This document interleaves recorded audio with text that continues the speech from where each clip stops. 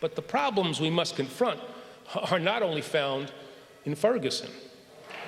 The issues raised in Missouri are not unique to that state or to that small city.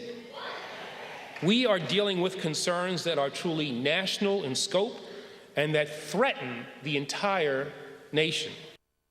In the coming days, I will announce updated Justice Department guidance regarding profiling by federal law enforcement.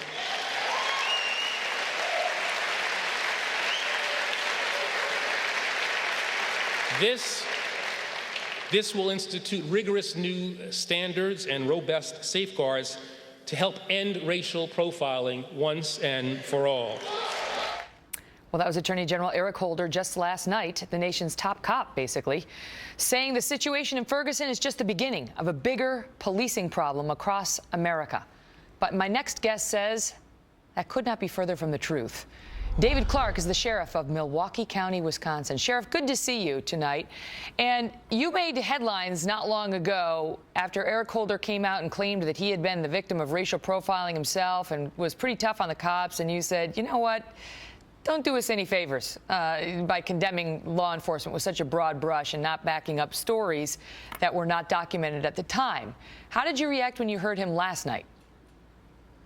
Well, Megan, first of all, it's a pleasure to be on with you. And I was willing to give Eric Holder a do-over after his initial stumbling out of the gate, throwing law enforcement officers under the bus in the days following the tragic shooting of Mike Brown by a Ferguson police officer. But he comes out again yesterday and he doubled down. And then I became disgusted. He comes out with these scurrilous claims, you know, that law enforcement officers hit the streets every day with some nefarious intent in their heart to deny people their constitutional civil rights and indiscriminately just, you know, shoot black males as if it were some sort of sport. I think that's irresponsible for a person in a position that he holds, you know, as you indicated, the top cop. But apparently he's abandoned his duty, really, to be impartial in this stuff, to keep his powder dry, let evidence. He knows how how due process works. He knows what justice is, what it's supposed to look like anyway. And he claims he wants justice for all, but apparently he doesn't want justice for police officers. What do you make of the racial divide on what's happened in Ferguson, with only 9% of African Americans supporting the grand jury's determination not to indict this officer?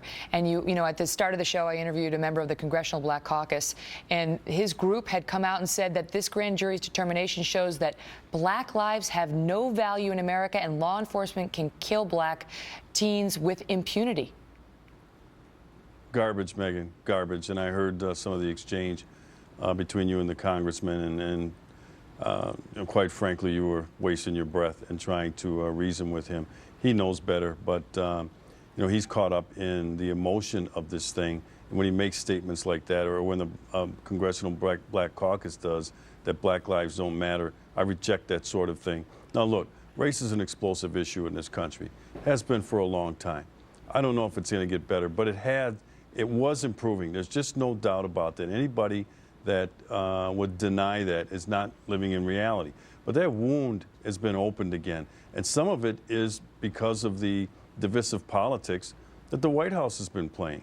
You know, look at the political strategy that it's gone on. It's this fictitious war on women, pitting men against women, this fanning the flames of racial discord, pitting whites against blacks, this class warfare, the 1%, the rich, tax the rich, on and on and on, is pitting American against American. So that wound is starting to open again, unfortunately, and people are benefiting politically from it. But the President of the United States and Eric Holder, all right, what they say matters. And when they say things, people listen.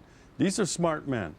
They know that words matter, and they know they need to choose their words carefully, because when they speak, they need to speak for all Americans. But what I've heard over the last couple of months since the Ferguson incident is that these two men have taken sides.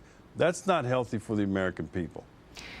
Still, when you see what's happening in Ferguson and you see, you know, the riots on the street and looting and arson and in response to this grand jury decision, and I will grant you that you know, the story being told on a lot of news channels and by a lot of folks like Al Sharpton is extremely one-sided. They don't bother to give the officer his due. But still, there's clearly strong anger. There's anger in some of these communities. What explains that? Well, a lot. First of all, you know, the rioting that went on.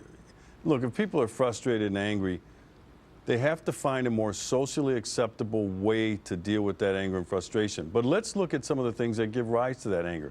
People can't find meaningful work, all right? People have to send their kids to failing schools. People are living in entrenched poverty and crime-ridden neighborhoods. That's what they're really frustrated about, and that frustration has been deflected onto a situation like a police officer shooting of an individual, and then the thing erupts. But what I would want to know, and I wish I would have been invited to that White House summit, although it was nothing more than kabuki theater yesterday, is I would have said, Mr. President, you spent $1 trillion on a stimulus package promising a robust economy that would produce jobs. Mr. President, where are the jobs? If people find meaningful work, it occupies their time, and you don't have all these individuals just, you know, idling around, building up frustration and anger because their life isn't going the way that they thought it should. I would have said, Mr. President, why do our kids in Central City, America, why do we have to send our kids to a failing school system, a failing K-12 urban public school system that's going to shackle them to a life of crime and violence, and they'll never reach their God-given potential? Why can't the parents choose better schools for their kids to attend? Why do you continue, Mr. President, to support anti-poverty programs and initiatives that have worsened poverty over the last 50, 60 years? It hasn't gotten better. If you want to do us a favor at the local level, why don't you issue an executive order calling for an audit of every anti-poverty agency and initiative of America, and let's stop propping up this welfare state that has done nothing more than hook these individuals living in these American ghettos on the high of handouts. Sheriff, what do you think of, you know, Al Sharpton and so on? Do you think he is well-meaning?